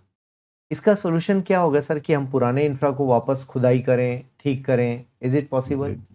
करना पड़ेगा, करना पड़ेगा यू हैव आज। No choice. ओके अगर अगर इस शहर को जिंदा रखना है, या शहर को डिपॉपुलेट करो, पैरेलल शहर बना दो, लोग यहाँ से जी चले जाए और पहले 1960 में जितना लोग रहते थे उतना लोग रहे, रहे। बढ़िया चलेगा। और ये इजी है नहीं करना। इजी है नहीं, दिल्ली आज उसका बेस्ट एग्जांपल है, बेस्ट उसको एग्जांपल है। एवरीडे कोशिश होती है डिपॉपुलेट करने की, बट वो वो पूरा एनसीआर बना दिया, एनसीआर भी आधा दूसरे स्टेट का आधा एरिया ले लिया, हाँ लेकिन वो that is not the solution. जी जी। और मुझे लगता है डेंसिटी भी बहुत ज़्यादा बहुत ज्यादा हो रहा है, हो चुकी है दिल्ली में। दिल्ली मुंबई मुंबई इन दोनों का तो बहुत जी हालत खराब जी। है। रायपुर भी मुझे लगता है कि धीरे धीरे धीरे धीरे उस एरिया में जा बढ़ रहा है। अभी देखिए रायपुर में ज्यादातर बिल्डिंग G+8 G+6 दिखता है, इससे ज़्यादा नहीं आज से 5 साल बाद देखेंगे सब G+20 G+50 बनने लगेंगे। बनने लगेगा, क्योंकि टेक्नोलॉजी डेवलपमेंट होगा, यस सर। आसान हो जाएगा लंबा बनाना, बिल्डिंग बनाना। जी, आप जैसे थोड़े पहले पूछ रहे थे फुटप्रिंट कम है, जी लंबा बिल्डिंग बनाने से ग्राउंड घिरेंगे कम, जी जी इकोनॉमिकल बेनिफिट ज्यादा होगा, जी जी फिर हम बना देंगे। जी ठीक है, जी। आप मान लीजिए वाटर सप्लाई दे दिया, हम इलेक्ट्रिसिटी भी दे दिए, लेकिन वो जो 10,000 लोग रहेंगे, जी। अगर 10,000 गाड़ियां निकालना शुरू हो जाए कल ऑफिस के टाइम में उसी बिल्डिंग से, जी जी समझ गया मैं। तो बिल्कुल रोड का क्या हाल होगा। बहुत बढ़िया। हम डेंसिटी बढ़ाने से तो बाकी पूरे इंफ्रास्ट्रक्चर में वो इफेक्ट करता है। ग्रेट। सर मेरा सवाल, अब जो बच्चे कॉलेज आ रहे हैं, नए बच्चे, उनके पास आर्किटेक्ट तो एक करियर दिखाई देता है, आर्किटेक्ट होकर भी क्या एडिशनल करियर कोई उसके हाथ में है, लाइक डिजाइनर बन जाए कुछ भी या है, सॉफ्टवेयर में जा सके? Architecture is a very fantastic area कि आप वहां से आप कुछ भी कर सकते हैं। देखिए जी आर्किटेक्चर हो के आप आर्किटेक्ट तो बन ही सकते हैं, जी आप इंटीरियर डिजाइनर बन सकते हैं, जी आप एक मास्टर्स डिग्री करके आप टाउन प्लानर बन सकते हैं, जी हाउसिंग एक्सपर्ट बन सकते हैं, आप बहुत ट्रांसपोर्ट प्लानर बन सकते हैं, जी। आप लैंडस्केप आर्किटेक्ट बन सकते हैं। मतलब ये सारे बहुत सारे ओपन है। ओपननेस है यहाँ पे। एक बार घुस के जी बीआर सर्टिफिकेट के आधार पे हम्म। बहुत सारे विधाएं उसके सामने खुल जाता खुल है। जाते हैं। इसके अलावा सर, क्या एनआईटी स्कॉलरशिप और इन सारी चीज़ों पर बात करता है, खासकर 12th पास स्टूडेंट जब आते हैं? कुछ स्कॉलरशिप्स है, हम्म एग्जैक्ट आई डोंट नो कि एग्जैक्टली कितने हैं, जी लेकिन स्कूल स्कॉलरशिप है जो जी किसी व्यक्ति द्वारा किसी संस्था के द्वारा दिया जाता है। एनआईटी की तरफ से, सेंट्रल गवर्नमेंट की तरफ से स्कूल स्कॉलरशिप है कि नहीं, जी। I have to verify. And department wise हम कितना मानते हैं एनआईटी में कितने डिपार्टमेंट्स होंगे, आई मीन सब्जेक्ट वाइज? हमारी एनआईटी जो रायपुर का एनआईटी वो सबसे बड़ा एनआईटी है इंडिया में। ओह, इसमें 12 डिपार्टमेंट्स हैं। इतने बड़ा, जी। इतने सारे डिपार्टमेंट्स किसी भी एनआईटी में नहीं है। जी जी। डीन साहब आए थे तब भी उनसे हम्म। ये बात हुई थी इस मैटर पे कि काफ़ी सारे सब्जेक्ट्स हैं और ये सारा कुछ मैनेज होता है। अभी सर जो एग्जिस्टिंग एक ट्रेंड देखने मिलता है कि इंजीनियरिंग कॉलेजेस बंद हो रहे हैं काफ़ी ज़्यादा संख्या और काफ़ी बड़े नंबर्स पर बंद हुए हैं। क्या वजह इसकी हो पाती है, क्या समझा जाए इसको? देखिए, इंजीनियरिंग कॉलेज में एक जमाना था जब लोग सोचते थे, ज़्यादा लोग मतलब पेरेंट्स सोचते थे कि बच्चा इंजीनियर बन जाएगा तो नौकरी का कोई अभाव नहीं है। जी। लेकिन आजकल नौकरी का अभाव है। है। फिर नौकरी किसको मिल रहा है, ये देखिए कि उस लड़के के पास नॉलेज कितना है, जो मैं थोड़ी देर पहले बात कर रहा था। एग्जैक्टली। अब जो कॉलेज बंद हो रहा है उसमें नॉलेज कितना दिया जाता था, जी जी इसके ऊपर एक बड़ा क्वेश्चन मार्क आता। बिल्कुल। कॉलेज खुला था कॉमर्शियल पॉइंट ऑफ व्यू से, जी पैसा कमाने के लिए, बिल्कुल ठीक ठीक है। है। और वहाँ पे वही लड़के जाते थे जो कॉम्पिटिटिव एग्जाम में कहीं पे सिलेक्शन नहीं हुआ, जी वहाँ पहुँच वो गए। पैसा देके भर्ती हो जाता था, इंजीनियर बन जाता था। जी जी ये एक खतरनाक ट्रेंड इसीलिए है कि मैं मानता हूँ, देखिए आप जो कॉम्पिटिटिव एग्जाम हो रहा है जी वो जैसे भी हो रहा है जी उसमें एक तो आपको तोला जा रहा है ना कि बाकी लड़कों के एस्पेक्ट में आपका Comparison पोजीशन आपका। क्या है, आप इंजीनियर बन के देश को आगे चला सकते हो कि नहीं, बहुत एक बढ़िया। थोड़ा सा जांच वहाँ पे हो जाता है। ठीक सही है जांच हो रहा है, गलत जांच हो रहा है, मैं उसमें नहीं जा रहा हूँ, जी, लेकिन जी। जांच तो हो रहा है। ठीक कह रहे हैं। और बिना जांच किए आप जी। वहाँ पे घुस गए जी और फिर आपके जो आईक्यू लेवल है, जी आप इनके आईक्यू लेवल के साथ टकराओगे। जी मार्केट में जाके एक आईआईटी ग्रेजुएट से जी एक XYZ कॉलेज से पास किया हुआ लड़का को आमने सामने कर दी कॉम्पीट करना ही पड़ेगा होगा ही और वहां पे obviously। आईक्यू लेवल का टकराव होता है। जी फिर आईआईटी वाला बंदा आगे बढ़ जाता है बिकॉज इस नॉलेज उसके पास ज्यादा है, ज्यादा है, पढ़ाई भी की है उसने। पढ़ाई भी किया है, जी और ये आगे बढ़ नहीं पाता है, फ्रस्ट्रेट हो जाता एग्जैक्टली। है। ये फर्क तो इसलिए बाद में पेरेंट्स बोलते हैं कि भैया मत भेजो उस कॉलेज में, उसमें पढ़ाई लिखाई नहीं होता है। आम भाषा में पढ़ाई लिखाई नहीं होता है, पढ़ाई लिखाई कहीं भी नहीं होता है, और धीरे लेकिन धीरे नॉलेज जो दिया जाता है जी उसका फर्क है। वो फर्क है। और यही रीजन है धीरे धीरे कॉलेजेस बंद भी हुए हैं। सर एआईसीटी काफ़ी कुछ काम कर रही है, टेक्निकली ऐप बना रहे हैं, बच्चों के डिजिटल जाने की कोशिश हो रही है। एनआईटी क्या खुद भी एफर्ट लगा रहा है डिजिटली लोगों तक पहुंचने के लिए? हाँ, हमारे पास मूक कोर्सेस हो रहा है, जी हम लोग कोर्स रिकॉर्ड करके हम्म उसमें डाल सकते हैं जी। ताकि ऑल ओवर इंडिया, कोई भी देखना चाहे तो कोई भी ऑल ओवर वर्ल्ड कोई भी देखना चाहे तो देख सकते जी हैं। जी हम भी दूसरों का लेक्चर सुनते हैं, जी जैसे आज के डेट में एक आईआईटी का प्रोफेसर का लेक्चर दे रहे हैं, जी। कोई भी बच्चा जाके उस कोर्स को चालू करके सुन सकते हो क्या ओके। पढ़ा रहा है। तो इसको ये कोई भी- एक एजुकेशन में या नॉलेज की डेमोक्रेसी हम कह सकते हैं। अरे बहुत जी। अच्छा कदम है कि जी। आप नॉलेज को रेस्ट्रिक्ट नहीं रखा जा रहा है चार दीवारी में, जी उसको भेजा जा रहा है। और इसलिए मैं बोल रहा था इन्फॉर्मेशन तो है, नॉलेज की कमी थी, नॉलेज की वो आ रहा है। अब गांव का बच्चा भी बैठ के आईआईटी के प्रोफेसर का प्रोफेसर को लेक्चर सुन सुन सकते सकता है। और कैसे पढ़ाया जाता है क्या, और जी। मैं सिर्फ, मैं तो पर्सनली मानता हूँ सिर्फ बच्चों के लिए नहीं, जी तो टीचरों के लिए भी इम्पोर्टेंट है। बहुत इंपॉर्टेंट है। आप एक प्राइवेट कॉलेज में पढ़ा रहे हो, अगर जी आप अगर देखते हो कि आईआईटी के प्रोफेसर कैसे पढ़ाते हैं और इसलिए वो आईआईटी के प्रोफेसर है, तो एग्जैक्टली। आपको बहुत कुछ सीखने के है उसको। बहुत बढ़िया। आई मीन ये एक बड़ा एक रिवोल्यूशन है कहना Revolution चाहिए है। After Covid. एग्जैक्टली। कोविड के पहले भी था लेकिन कोविड ने उस बाद चीज़ ये को बढ़ा काफी है, बढ़ काफी गया, बढ़ गया। बढ़ा दिया उसको। तो मुझे लगता है कि रूरल एरिया में कोई बच्चा बैठ के ऑनलाइन क्लास अटेंड कर रहा है एनआईटी रायपुर का, और इस बीच में भी शायद आने वाले दिनों में गवर्नमेंट ऐसा कर भी दे कि जो बच्चे ओपन आके इंटरेक्ट करना चाहते हैं प्रोफेसर्स के हाँ, साथ वो भी विदाउट होगा। टेकिंग एडमिशन, तो वो वो भी भी आ हो सकते सकता है, हैं। वो भी होगा।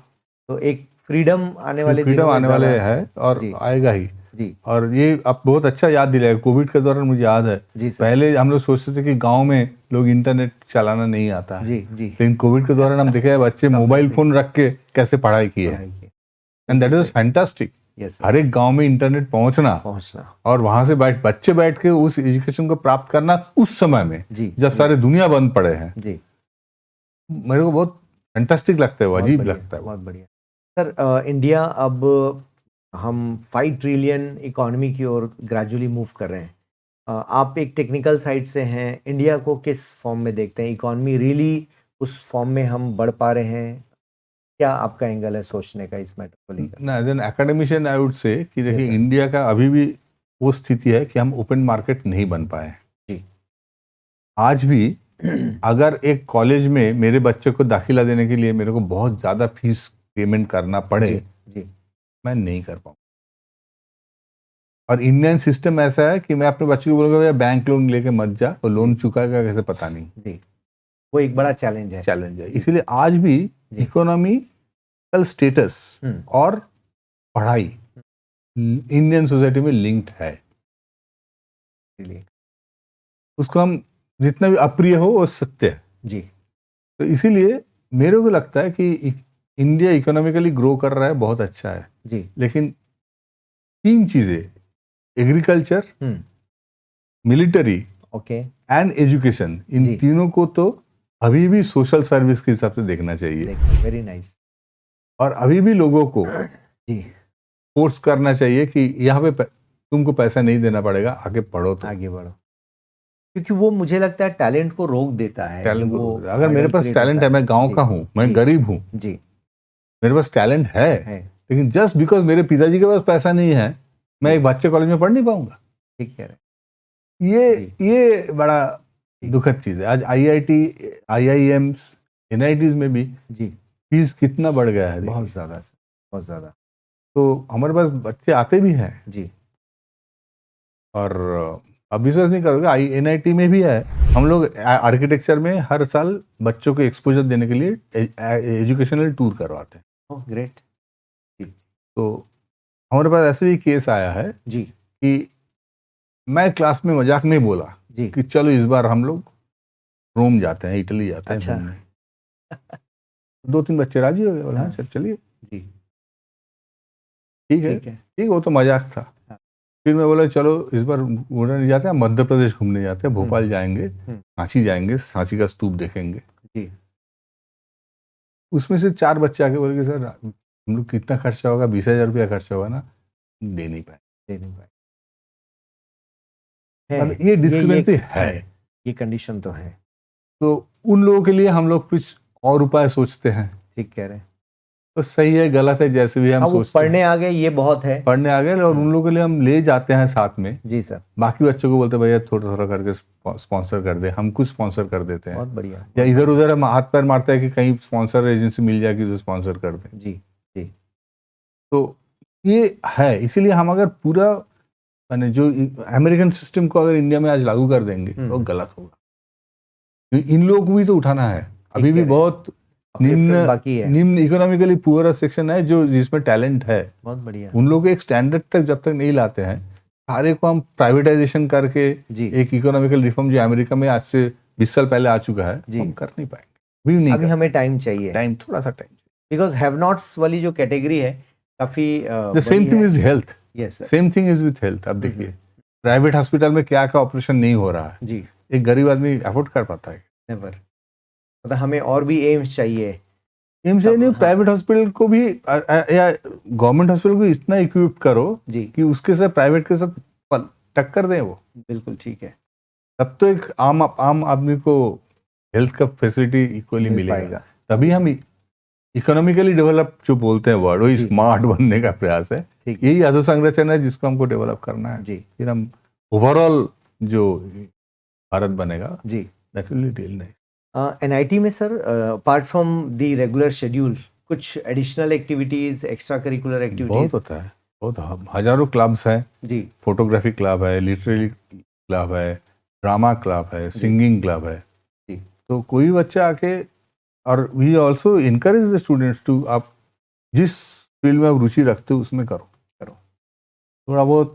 और नया एजुकेशन पॉलिसी के साथ यू डोंट नो कि कौन सा कहाँ पे क्लिक हो जाए। बिल्कुल ठीक है। मतलब मैं मैकेनिकल इंजीनियरिंग पढ़ रहा हूँ, मेरा जी। फोटोग्राफी में शौक है, मैं आगे जाके एक फोटोग्राफर बन सकता बहुत हूँ। बढ़िया। क्लिक हो जाए तो वही क्लिक हो फिर जाए तो वही जा सकते। इसलिए सर इन बच्चों को क्या हम आसपास के रूरल एरियाज में भी इंट्रैक्शन के लिए लेकर जाते हैं? एनआईटी रायपुर कुछ गाँव को गोद लिया है, ओके। और उस गांव का डेवलपमेंट एनआईटी रायपुर रेगुलरली कर रहे हैं। जी जी उस बच्चों को गिफ्ट देना, बच्चों के साथ इंटरेक्शन करना, गांव के गरीब बच्चों को पढ़ाना, जी ये कर रहे हैं। जी और कभी कभी इसको एज ए सोशल वर्क भी हम्म एनआईटी के स्टूडेंट्स जाके उन लोगों के साथ इंटरेक्ट करते हैं। जी कम हो रहा है लेकिन ऐसा कर नहीं कि लेते हैं। नहीं करते। ओके। एक और सवाल सर, छत्तीसगढ़ लगभग 24 साल हो गए बने हुए, और क्या इस पर स्मार्ट सिटी को लेकर, वैसे तो सेंट्रल गवर्नमेंट का प्रोग्राम है, या फिर अर्बन डेवलपमेंट को लेकर गवर्नमेंट कुछ लॉन्ग टर्म प्लान करते हुए नजर आती है?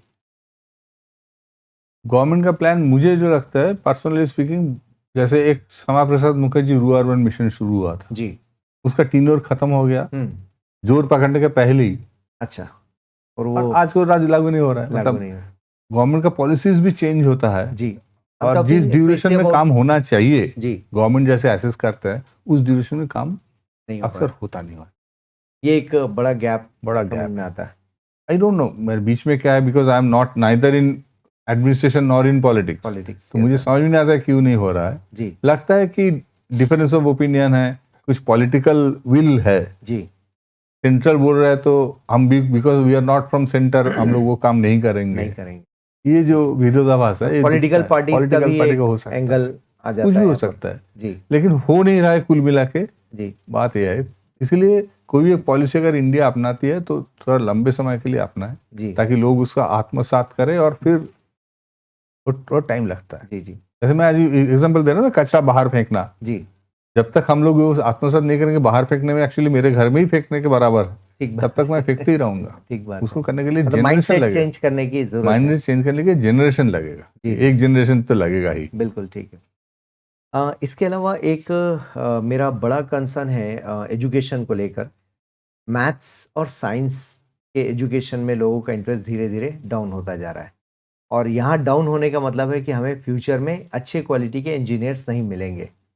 आपको क्या लगता है सर, ये वाकई ऐसा है कि वो गैप्स देखिए, हैं? मुझे पर्सनली लगता है कि पहले हम बैठ के एसेस करें कि हम्म। आने वाले 10 साल में हम लोगों को कितने इंजीनियर्स चाहिए, जी, बस उतने इंजीनियर तैयार करें ना, बाकी की जरूरत नहीं बड़ी है। जरूरत ही नहीं। वैसे अरे, भी इफेक्टिव इफेक्टिव तो वही होता है, वही होगा। एग्जैक्टली। और हम सबको सिखाने के चक्कर में, मास सिखाने के चक्कर में, जी, जो इफेक्टिव, जितना इफेक्टिव हो सकता था उतना जी। इफेक्टिव भी नहीं कर रहे हैं, बहुत बढ़िया। ठीक है। है ना। तो जी। इसलिए मेरे हिसाब से पर्सनली ये है कि आप एक एसेस कर लो कि आने वाले 10 साल में आपको इतने इंजीनियर चाहिए, इतना डॉक्टर चाहिए, बहुत बढ़िया। इतने सीए चाहिए। जी उस हिसाब से, जैसे फैक्ट्री में आप अननेसेसरी प्रोडक्शन करोगे जी, तो रेट कम हो गया, रेट कम हो जाएगा। बिल्कुल ठीक। क्वालिटी खराब होगी। जी, क्वालिटी और रेट को मेंटेन करने के लिए आपको रेगुलराइज करना पड़ेगा करना पड़ेगा। प्रोडक्शन, ठीक तभी ठीक हो जाएगा। सर, आर्किटेक्ट में अभी लोग काफ़ी रिस्क लेने लगे हैं बिल्डिंग कंस्ट्रक्शन में, या डिज़ाइन में एक इनोवेशन जो दिखने में लगता है कि काफ़ी इनोवेटिव है। आपको क्या लगता है, ये सस्टेनेबल होते हैं? थोड़े फैंसी डिज़ाइन हम कह सकते हैं उनको, लोग एक्सपेरिमेंटल भी हो रहे देखिए, हैं। दो तीन चीज अलग अलग चीज है। एक जी। तो रिस्क कोई नहीं लेना चाहता, जी, जो भी हो रहा है वो एक Planning है। गणित के नियम अनुसार ही हो रहा है, ओके, स्ट्रक्चरल कैलकुलेशन के आधार पे हो रहा है, ठीक है। नंबर 1। नंबर 2, सस्टेनेबल एक चीज है, जी, और देखने में सुंदर दूसरा चीज है। ठीक है। हर बिल्डिंग सस्टेनेबल हो मेरे हिसाब से ऐसा जरूरी नहीं है। नहीं है। जी, कुछ बिल्डिंग है ना, ठीक है, बनाओ, 20 साल बाद खराब हो जाए, होने दो, ठीक बात है, फिर से नया बनना फिर से है। नया बनेगा, नहीं तो नया बनने का स्कोप ही आप खत्म कर रहे हो। ठीक कह रहे हैं। कुछ चीजें जो सस्टेनेबल है, जो बहुत बड़े फुटप्रिंट से बन रहा है, जो एनवायरनमेंट को रियली अफेक्ट करेगा, उसको long term vision, long term के लिए करो, 50 साल तक कुछ नहीं होगा, चलेगा। जी। जैसे मैं एक आईआईटी खड़गपुर के प्रोफेसर से बात कर रहा था जी, वो मेरे को बहुत इंटरेस्टिंग स्टोरी बताया कि तुम लोग सस्टेनेबल बोलते हो, sustainable is equal to energy saving. वही बॉयल डाउन होकर एनर्जी सेविंग में आ जाता है, जी। कितना एनर्जी, कितना कार्बन फुटप्रिंट आप से आज के डेट में सेव कर रहे हो। तो ये बताओ कि आज से 150 साल पहले, 200 साल पहले, 500 साल पहले एक किला बना था, फोर्ट बना था, जी, आज भी खड़ा है, वो सस्टेनेबल है कि नहीं है? बिल्कुल ठीक है। उस समय कितना पहाड़ काटा गया था, जी, कितना कार्बन फुटप्रिंट हुआ था, जी, इसका हिसाब हम छोड़ देते हैं, लेकिन वो बिल्डिंग जो बनी थी आज भी है। अगर हम उसको आज भी उपयोग में लाते तो नया बिल्डिंग बनाने की जरूरत नहीं पड़ता। नहीं, ठीक कह रहे हैं। हाँ तो वो सस्टेनेबल है, सस्टेनेबल है, एक हिसाब से देखा जाए तो that is very sustainable thing. Really great. तो इसलिए सस्टेनेबल का डेफिनेशन को हम लोग को थोड़ा सोचना चाहिए। जी sustainable is not only about energy saving, जी, उसके बहुत आगे भी है। बहुत बढ़िया। और हर बिल्डिंग को सस्टेनेबल होना जरूरी है, ऐसा जरूरी नहीं है। कभी कभी थोड़ा सा फैंसी भी होना चाहिए टू जी। कीप ब्रिंग वेरिएशन, अदरवाइज सब वही प्रोटोटाइप Same. बॉक्स बनने लगेगा। जी जी, ठीक है, बहुत बढ़िया। सर चलते चलते सवाल मेरा अब ये है कि जो नए बच्चे आ रहे हैं, करियर में बहुत सारे एक्सपेरिमेंट्स कर रहे हैं, या जो आर्किटेक्ट पढ़ रहे हैं, उन स्टूडेंट्स को क्या बोलना चाहेंगे जो एनआईटी में नहीं है, दूसरे कॉलेजेस में भी हैं? की फोकस उनका इस करियर में क्या होना चाहिए? आर्किटेक्चर करियर में की फोकस होना चाहिए कि they should keep their eyes and years open. दुनिया में कहाँ पे क्या काम हो रहा है देखें, बहुत उसके बढ़िया सीखने का प्रयास करें जी, और नॉलेज गेन करें। इंफॉर्मेशन है, बहुत बढ़िया। नॉलेज में बढ़ाना, कन्वर्ट नॉलेज करें। बढ़ाना बट और कहीं से भी हो नॉलेज ले, जी बुक्स पढ़ के हो, इंटरनेट देख के हो, किसी दूसरे का लेक्चर सुन के हो, जी, बहुत बढ़िया। उससे नॉलेज गेन करने से वो अपने आप में वो हो जाएगा, मतलब कॉन्फर्म हो जाएगा कि हाँ उसे क्या करना है, जी कितना करना है। जी, और ये भी सही है कि एक आदमी को 100% नॉलेज होना नहीं चाहिए, पॉसिबल भी नहीं पॉसिबल है। भी नहीं। जी, इसलिए आप जिस एरिया में आप नॉलेज गैदर करते हो उस एरिया को ही आप अच्छे से यूटिलाइज करोगे, बहुत बढ़िया। तो अल्टीमेटली आप सक्सेसफुल होंगे। Successful not in the terms of earning money, earning money, या ऑब्वियसली, लेकिन आपका जो दिली क्या है, Inner satisfaction भी होना satisfaction हो जाए। सर बहुत बहुत धन्यवाद। आज Thank काफ़ी you. सारे टॉपिक्स पर हमने बात किया और दर्शकों को उम्मीद है ये डिस्कशन पसंद आया होगा। आपके जो भी सवाल होंगे आप यूट्यूब के नीचे डिस्कशन बॉक्स पे आप ज़रूर डालें और होपफुली सर को समय रहा तो ज़रूर सर जवाब भी देंगे। और मुझे लगता है नए स्टूडेंट जितने भी सुन पा रहे होंगे, इस पूरे डिस्कशन में आपने समझा होगा कि हमने ज़्यादातर कंट्री टाउन प्लानिंग पर बात की है और भविष्य का जो शहर है वो कैसा होना चाहिए उस पर हम बातचीत कर रहे थे। सर बहुत बहुत धन्यवाद आपके आने का, Thank you. और फिर आपसे बातें होती रहेंगी।